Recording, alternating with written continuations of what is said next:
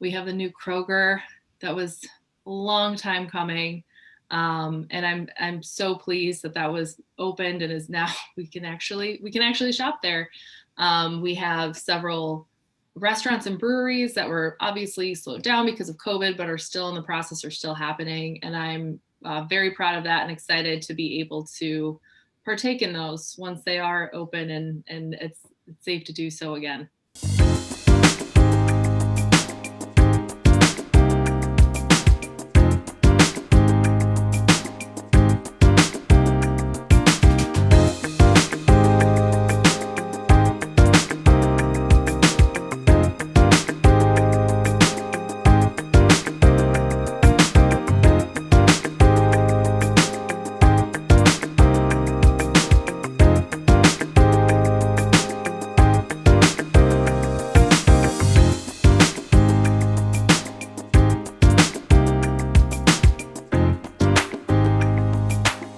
Hello, and welcome to another virtual edition of Meeting with the Manager. I'm City Manager Erik Tungate.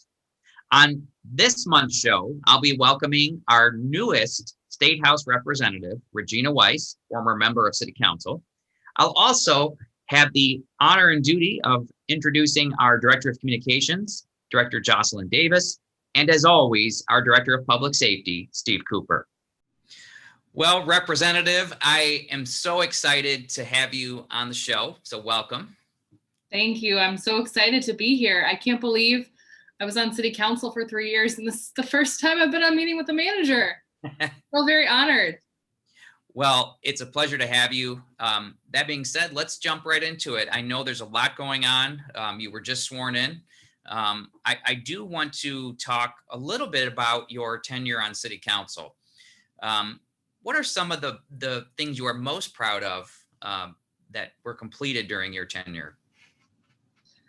Yeah, there's a lot that we were able to get done, and the city is just even before I started on council, the city has just been on the upswing for a long time now, and in large part thanks to your leadership and the mayor's leadership and the rest of council. And so it was been a pleasure to be part of that over the last 3 years.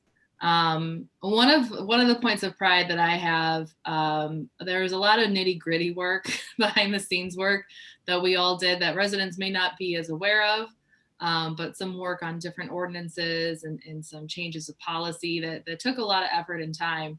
One of which was the large changes that we made to several of our animal ordinances, making it so that we'll protect more of both our residents and their furry friends, and make our whole community safer, and also allow for wider use of things like being able to have chickens, and just ensuring that that our ordinances are also in line with state ordinances. A lot of work was done behind the scenes to make that happen, and so it was really great to be part of that.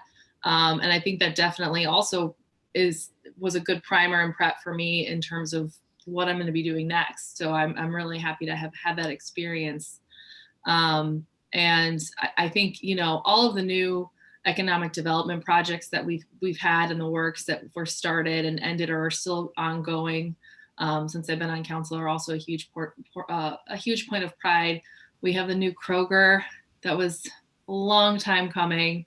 And I'm so pleased that that was opened and is now we can actually shop there.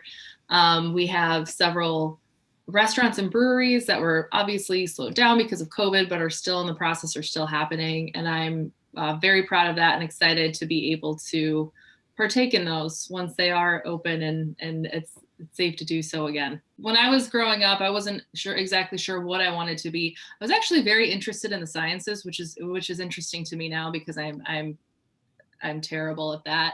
But for a long time, I was thinking I wanted to be some sort of scientist or like discover things. That was sort of where my interest was. But I did know that I liked helping people and working with people and that I was pretty good at that. And so I was interested in any type of work that did that. When I was in high school, education became so important to me, and I knew I wanted to be a teacher. I knew, like, I wanted to be a history teacher. That was specifically what I wanted to do with my life, and that was my plan. That's what I knew I wanted to do. That's what I was working towards. I was still involved in college with a lot of community things too, and I was really interested in that, and really interested in advocacy and in politics too. So I had a lot of different interests that started to bubble up. And then I graduated right at the height of the recession. 2009 is not a good time to graduate from college. I feel a lot of sympathy for people who are graduating now, because I know they're in a similar boat that I was in 10 years ago. But as a result of that, I wasn't able to jump into the teaching profession immediately. I did some work volunteering through AmeriCorps, through City Year, through Teach for America, and really got more involved also in that sort of like nonprofit policy end of things. And that's really what drew me towards this path. And I would say also my experience as a teacher more than anything. Being somebody who thinks a lot about the inner workings of things and trying to understand, this thing is failing, why is it failing, and tracing it back to its source. It really drew me more into the policy side and the political side of things. And that's really what drove me towards this. I didn't really have any kind of grand plan of this is what I want to do. It was more so just I don't know, following a thread, and it's just led to me to where I am today. You know, one of the things that I've always said about you is that of all the politicians I've encountered in my day, you probably have the best heart of any of them. So how did you end up like that? Where did you get that? From your parents or grandparents or siblings, or where did that come from? Well, that's very sweet of you. I've been privileged and blessed to know a lot of amazing people in my life who have cared for me and helped me along the way. And I certainly wouldn't be where I am today without all of those folks. And definitely my parents, friends I've had over the years, mentors that I've had.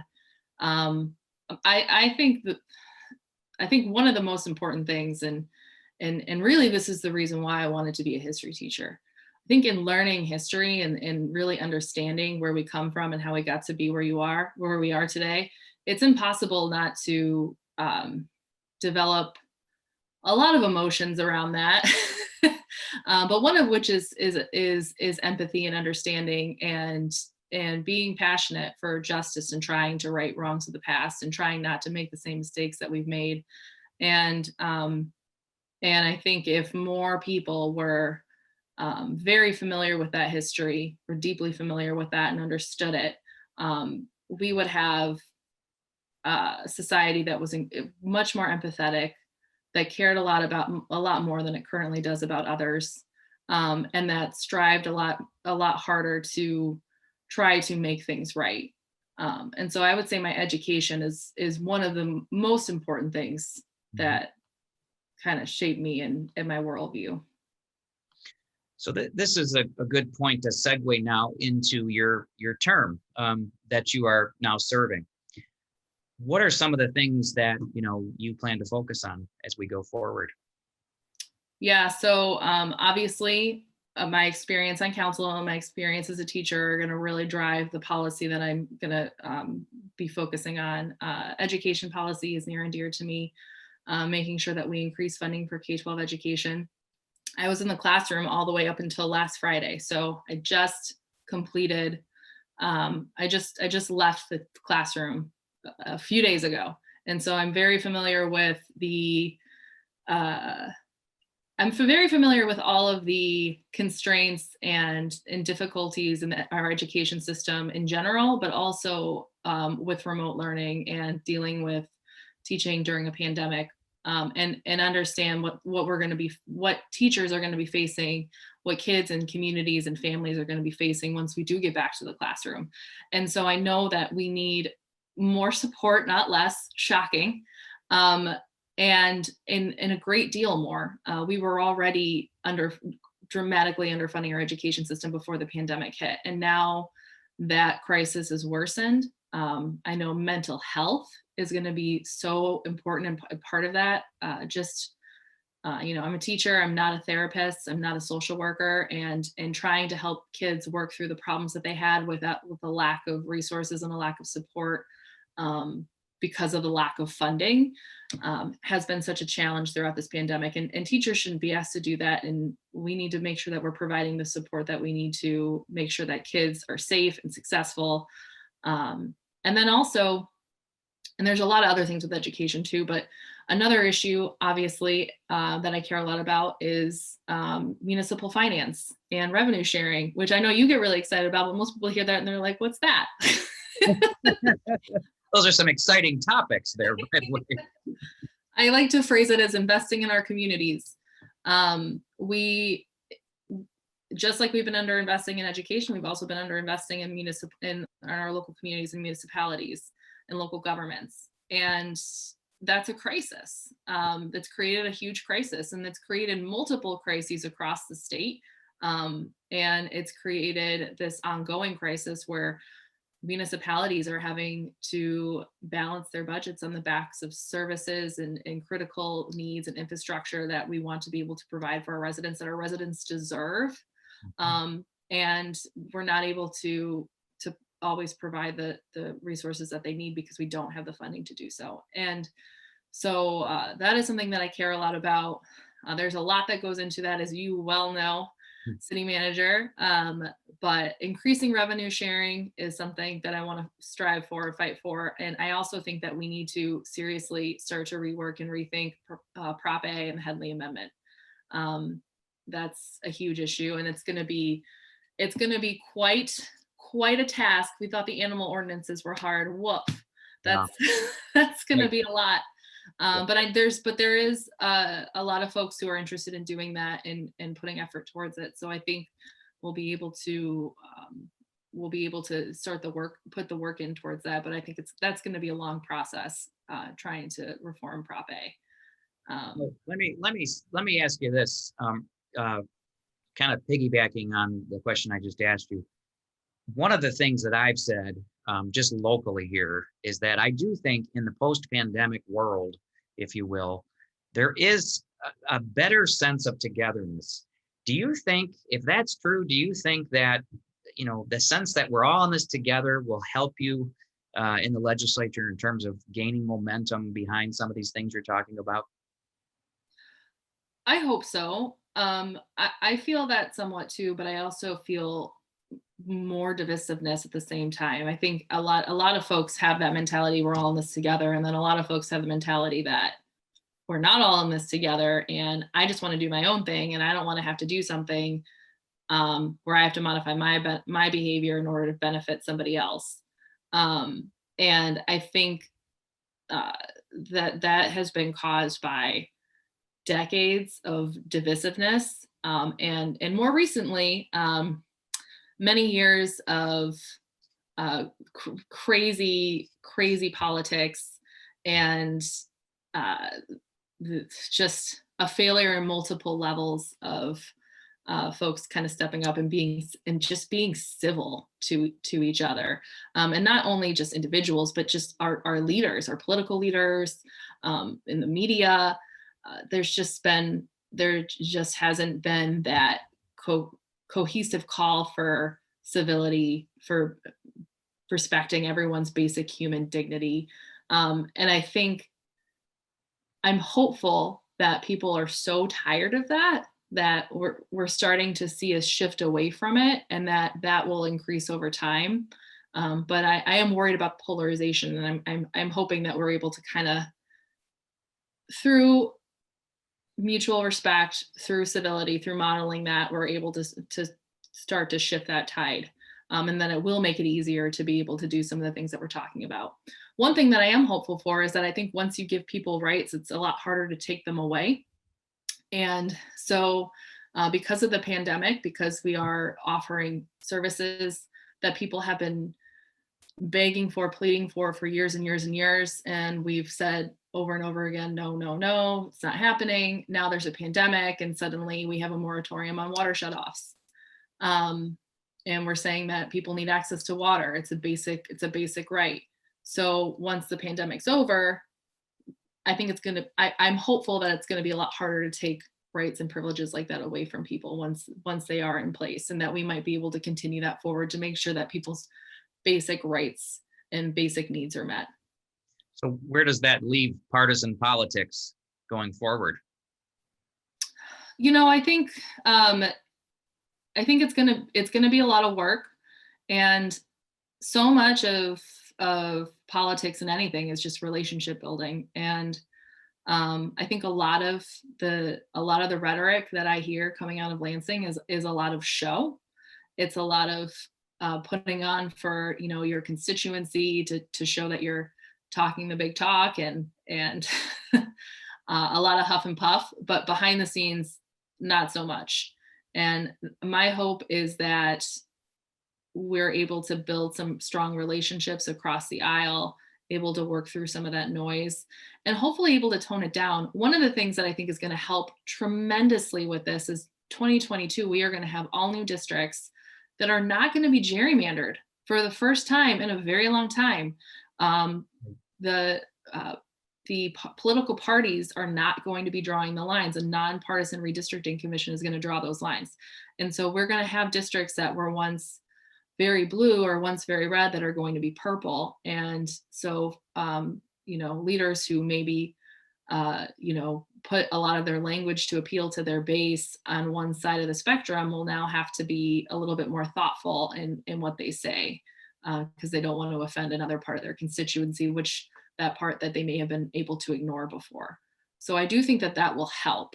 And we'll see how that plays out over the next 2 years. I've witnessed you in your tenure here at the city. You've been somebody who, even if you disagree, you have a knack for finding common ground and negotiating and compromising, which I think you so correctly stated is really what this is all about, as opposed to partisanship. So I have to go back now. So I have to ask you, you've now been elected to the State House. Where does your career go from this point?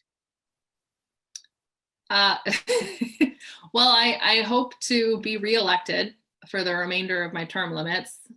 So for the next 6 years, assuming we don't extend those, I actually am hoping that we are able to. One of the things I'm hoping we're able to do is to amend our very strict term limits, because I think it makes things worse, not better.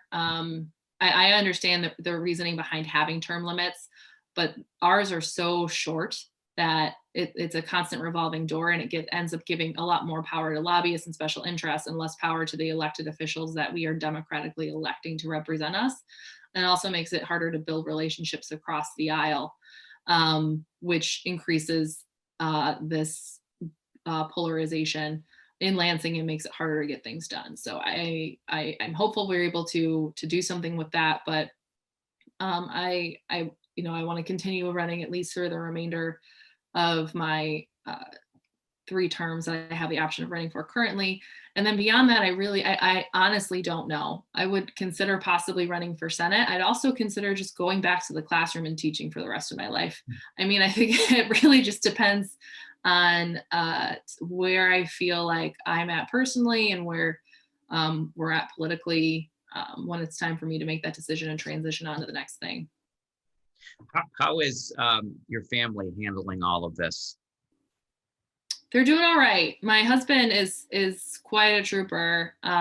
He's been really supportive from the beginning. When I was first deciding to run for this, and even when I was deciding back to run for city council, he's always been really supportive. And anyone who runs for office knows that your family, they're the unsung heroes of all of it, because everyone's praising me and talking about me and all the hard work and sacrifice I've done, and he's behind the scenes doing the same stuff, but not getting the credit. So he did an amazing job helping me across the way, and has been super supportive, and is struggling and worried, understandably, about safety issues in Lansing, because we unfortunately we know where things stand on that in terms of people bringing in automatic weapons into the Capitol, or not wearing masks. And there's a lot of risk involved in that. But he's doing good, and he's happy that I'm at where I'm at. And then my parents also are very proud and happy, and are very happy to watch from the sidelines and not be involved. Representative Weiss, I want to thank you from the bottom of my heart for all that you've done here for the city of Oak Park. And thank you so much for being a guest on my show. Thank you so much for having me. It's been such a pleasure to serve the city, and you will be seeing much more of me. I will be back to bother you. Thank you so much. I look forward to it. Thank you. I'm excited to introduce my next guest, Director Jocelyn Davis, who is in charge of the city's communications and public information. Welcome, Jocelyn. Thank you so much, City Manager. So let's get right into it. Obviously, communications in a pandemic is a precarious thing in and of itself. So how are you handling getting the word out from the city during this time? Well, that's a great question, City Manager Tungate. There are several things that we have to do differently because of the pandemic, because the most important thing is making sure that we're getting information out to the public in a timely fashion, and that it's not so complex that people can't understand it. If we give them, too much technical information, it's not helpful, but we want to make sure that they're getting the most up-to-date information. So we've had to really rely on our electronic communication. So we're talking about doing more e-blasts, more video than we do written communication, using our Facebook pages. We have a city page, a recreation page, library, 9 Mile redesign, using all of them to give out any kind of information that we have. And I think people have appreciated actually seeing more video, to be very honest with you. Seeing more faces, giving them instructions about what needs to change or what we need to do differently. For instance, we had the closure, right? We've actually closed the municipal complex through February the 2nd or February the 1st. And that's how do we communicate that to everyone? Everyone still has business that they'd like to do with the city. We've made sure that we put signage out at all of the buildings, large signage so you don't have to leave your car in order to see it from the door. We have scrolling messages on the cable station. Our website has information, and we utilize our social media as much as possible so that we can make sure people understand that even though the municipal complex is closed to the public, we're actually still working behind the scenes very safely, right? Meaning that if there are people who need to be in touch with us, they can do that. They just have to go onto the website, find our phone numbers or our email addresses, and we're still responsive. People can still pay their bills or do that kind of business with the city through the Dropbox or through mail. We're answering the mail. We're getting the Dropbox items out. Just that kind of information. It's important for us to be able to share that, make sure people know. Well, and as you said, I mean, this era here, if you will, is really uncharted territory in so many ways. We've moved so quickly to a virtual capacity for almost everything we're doing. So we are learning along the way. One of the things that, and this is one of the main reasons why I brought you back, because you had a previous tenure here. I did. And that the crisis we dealt with during that time was the flood of 2014. Yes, I did. So you have experience dealing with these kinds of situations. Now that we're sort of nearing the beginning of the end, where do you see the city's communications going in the future, and where do you see the most need being? Well, it's still always getting out timely information because things change. We're a big operation, as you were mentioning, over 200 or almost 200 employees at the city. So we're a big operation. We have a very active recreation department, library, our DPW, our technical and planning, all of them have information that need to be shared with people. So I see us going much more technology driven. I do. Meaning that we have new carousels, for instance, that will be in each one of the buildings now, our public safety, recreation end of community center, and also municipal services and library will all have carousels there. By your direction, City Manager Tungate, you knew that we needed to do something to keep that limit between public and staff, even after everyone's been vaccinated. There will be a little while here, because everyone probably won't get vaccinated at the same time. So these carousels allow us to share information with residents as they come into the buildings where they may not even need to have contact with staff. We'll give them information about, how to register for various things, how to fill out applications. That kind of information is also always on the website. So using those electronic vehicles are going to be very important for us. At the same time, though, we're very aware that our senior population, they don't always want to deal with electronic communication. They're not always looking at cable or have email addresses and things like that. So we do still have paper communication. Our Oak Park magazine, our quarterly magazine, will be coming out for the winter. It will show every event that we have coming up. A lot of our virtual events, our recreation and library departments are going to be putting on virtual events, which are kind of difficult if you're not, using virtual tools. But there'll also be other opportunities. There's a wonderful bingo event that the recreation department puts on that's in the parking lot, where seniors can actually drive up in their cars and actually play bingo with their masks on, their windows up. And there are prizes involved. It's kind of fun. So talking about what's going on in the city will take on a different face. How we do that, it's more electronic, but again, we're going to make sure we're taking care of all of our residents and their communication needs. Okay, so last question. When we emerge from the pandemic, its entirety, what are the lessons learned and who are we as people, in your opinion? Wow. So I'd like to answer that two ways. One from a communication standpoint, and that is, as we've been speaking about electronic communication, that's essential, that people are hooked up in other ways. We're not always going to be able to rely on in-person communication. And so I think everyone has to kind of stretch and think about what other ways they're willing to communicate. So in other words, we have an e-blast that goes out several times a month. One is, of course, any public service announcements that needs to come from your office, city manager. And then also the mayor has a monthly mayor's message that comes out on the 15th. And at the end of every month, we actually do send out one that talks about all of the events coming up the next month. The only way to get that is to actually sign up for it. So I do want people to know that it's very easy to do that. We can't just add your email address because you call us on the phone. By law, we have to have you sign off on, yes, it's okay to send emails, because we don't want to be a nuisance, right? But you have to go onto the website, and on the home page, there is a little box for you to sign where you are signing up for newsletters, and you'll be able to get that information. Anyone who has an email address should sign up for that, and also continue to watch the cable station. If you don't have email, we do actually put posts there. So I think from a communication standpoint, the biggest lesson is people need to stretch what they're used to in terms of how they get information, and paying online, things like that they've never been used to before.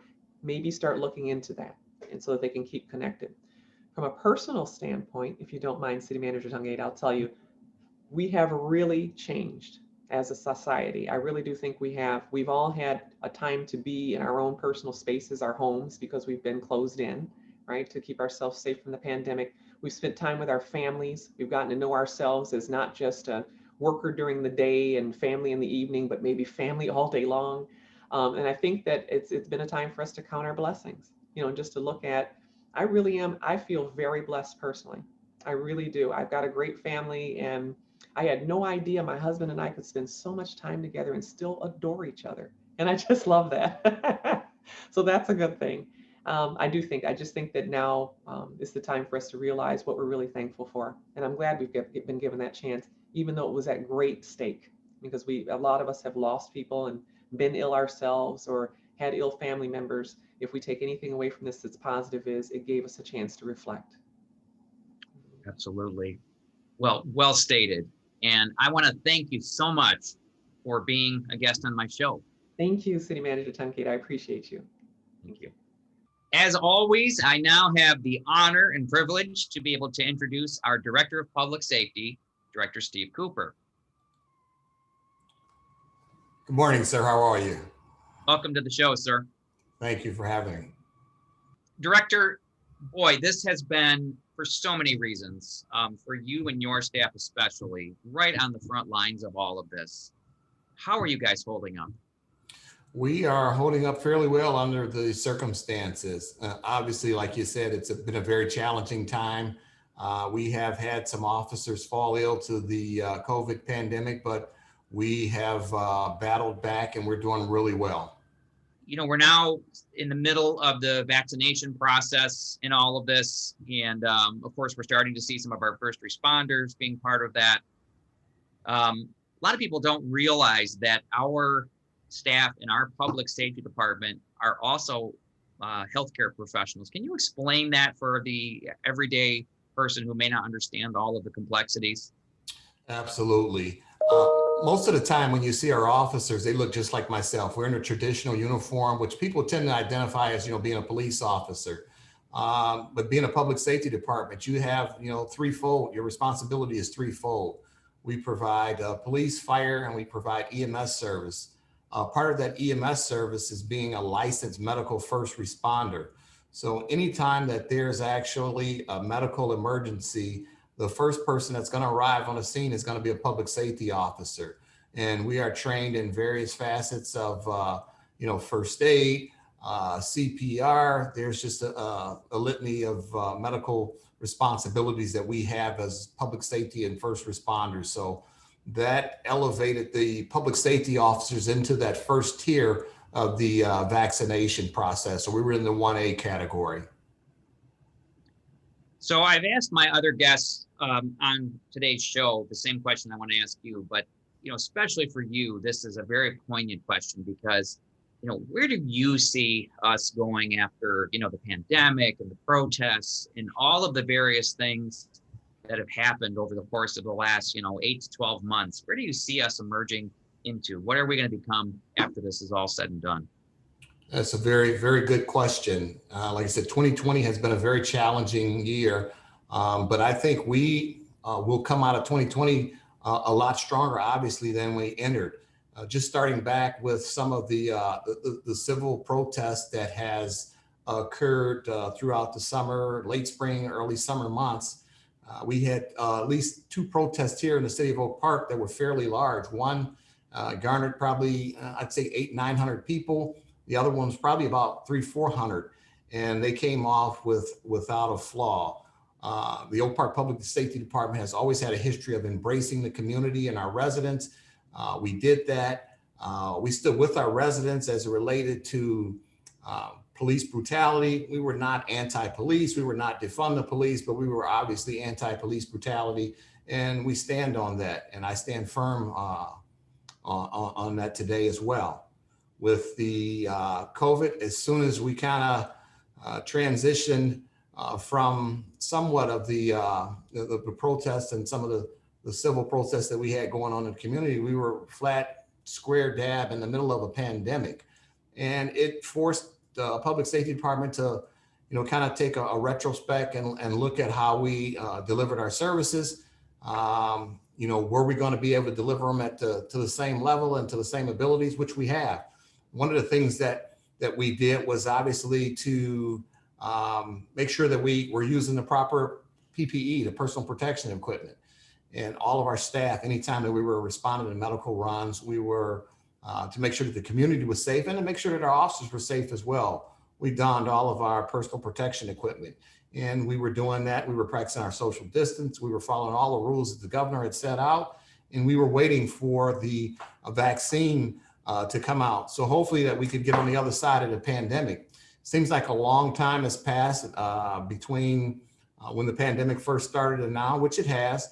And thank God, like I said, we do have a vaccine, and we're getting as many of our officers and first responders throughout the state and throughout the country vaccinated. And I think we're in a good place. It's going to take a little bit before that actually starts to, to pay huge dividends, and seeing those numbers and seeing the health of people improve. But like I said, we're very hopeful, and we're very glad that, like I said, the vaccination is here and we're taking it. Absolutely. I want to go back to the protest you mentioned for a moment. We were able to really, I think, do a really good job in terms of relating to the community and, partnering with the protesters. That was so much a part of and has been so much a part of your agenda here at the city. And I was hoping you could speak a little bit to what is your craft in terms of how do you approach those protests that really seems to make all the difference? I think, like you said, number one, you have to have a great relationship with the community. And that does not start when you have a particular incident or a situation. that started long before. I've been here for 30 years. And like I said, my philosophy has not changed. You come in and you want to solve problems. You want to address issues with the community. You want to hear their concerns. Like I said, we're out in the community with our ice cream truck, with our Citizens Academy, with the block club. So we've always had a great relationship. So when we come upon maybe some troubling times, we've already established those relationships. So the community knows where we stand. They know that we care about them. They know that we love what we do, and they trust. There's a trust factor that's built up. And one of our newest council members, Councilmember Whitehead, was one who actually spoke very highly of the Public Safety Department. And he stood in front of, like I said, 900 or so citizens that came from various communities, not just Oak Park. And that was one of the things that really touched me. And he said that if we had 99% of the other agencies replicate the officers that we have in Oak Park, we wouldn't have these problems. I think that spoke volumes. You know, we have our ice cream truck, we have our coffee with the cop. So we're constantly out in the community. We're constantly engaging in a positive fashion. And we want the community to know that we're a team and we have to work together. We work for the citizens and the residents of this community. And I think that tone has to be set for my office. You know, I'm the leader of the Public Safety Department, and the men and women that work with you and work for you will follow your lead. And I've always tried to, like I said, have a strong message as it relates to customer service and the love and working together as one. Director Cooper, I want to take this opportunity to thank you so much for all of your hard work and dedication during this time. It's really made all of the difference. Thank you for all that you do. Thank you, sir. I appreciate that. And like I said, I consider Oak Park my family. So when I'm here, a lot of times it's not like working, but I appreciate it. And thank you. Well, that will do it. Thank you for joining me, and I'll see you again next time.